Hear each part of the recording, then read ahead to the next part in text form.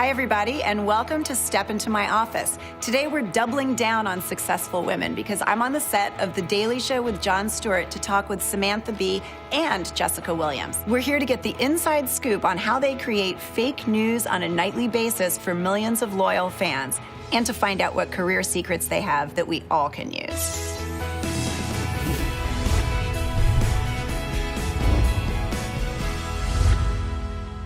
You know that you don't get measles from horse, right? I just hoped she hadn't spread it to others. Holy are you pregnant? Are you? Wait, did you just get 6 months pregnant? Ladies, thank you for having me here today. I would think your job would have to be terrifying. Comedy sounds terrifying. We have an audience come in every day, and we're performing for them, but we're doing it more for us. We're not really, I mean, we love the audience, but I think that we try to please ourselves first. Does that make sense? It does, and I think you've been doing that for a long time, because didn't you do a fake news show when you were 6 or 7 years old? When I was 6 or 7 years old. I have a cassette tape, which is very precious to me, and it has, in my 6-year-old handwriting, across the top, news for goofs. News for goofs. News for goofs. This was the early Daily Show. This is the earliest incarnation of the Daily Show. Occurred in my kitchen in Toronto, Canada. Jessica, you auditioned for The Daily Show right out of college. I was doing Upright Citizens Brigade in Los Angeles, and then I was auditioning for another film, and the casting director's like, they're casting The Daily Show, why don't you submit a tape? And I did, and I got a call a week later that was like, John saw your tape, he wants to fly you out to New York to audition with him in the studio. But I had green hair. It was a very different time. Yeah, I did. Right. Green hair. Sam, you've said that you were really shy as a kid. So how did you make the decision to go into performance? I was headed to law school, actually, and I took a theater class as an elective, and then it really became something that I dove into. And, well, you can imagine the conversation in my home when I was like, you know what, guys? I think I'm gonna skip out on law school. I think I'm gonna try, like, theater instead. Everyone was so happy and excited. Show of hands, who here considers themselves to be ethnically Russian?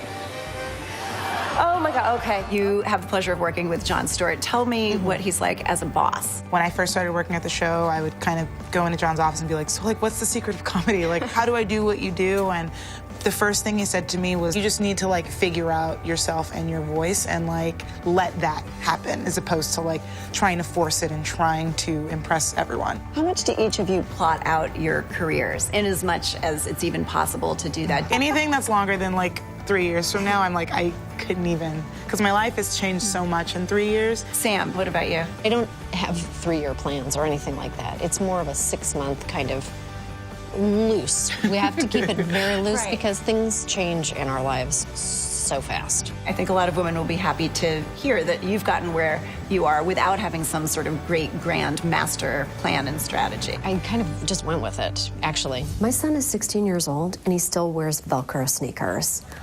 I wish I could send him out in a tobacco field and let him do an honest day's work. What's the most useful feedback that you've gotten? You're not as great as everyone says you are, and you're not as awful as everyone says you are. Not reading things about yourself is the best gift that you can give yourself. It's a skill, It's a skill. You have to work it out. I don't believe the negative thing that someone wrote about me, but I also don't believe the hyperbole that people will say about me. It's not useful either. Now, the stereotype about comedy is that it's still a boys' club. Is that still true? In the comedy world, In the comedy yes. world, yes. There's no, like, of course. But Here's the place where the best joke wins. It doesn't really matter who it comes from. I sort of also see the inverse of that. Like, I like being a woman and a black woman and working at this job sometimes because I can talk about what I actually do care about. So I think I also use that to my advantage. Ladies, never lose sight of your drink ever. Don't be a doofy, watch out for a roofie. What's your advice to a female comedian who wants to be herself, but maybe is in an industry, comedy, that isn't so welcoming? I feel like in this business, if you constantly think about what the reward and the big picture is, it's very hard to find who your true self is. To focus on what you like to do and everybody else is the best thing that you can possibly do, and write for yourself constantly. Being on TV requires you to be at least a little bit vain, right? You can't show up at work just like you rolled out of bed. How have each of you found your look? If you look back at my old field pieces, you'll see nun's shoes, suits that are too short, suits that don't fit, polyester things. It's just a rainbow of fashion mishaps. I'm gonna say it took me 8 years out of 10 to figure out what looks good on me. And now I finally found this dress, which I really like, and I'm just gonna wear it until it falls off me. Jessica, what about you? I like to wear Vans, like tennis shoes a lot, because I like to be able to move.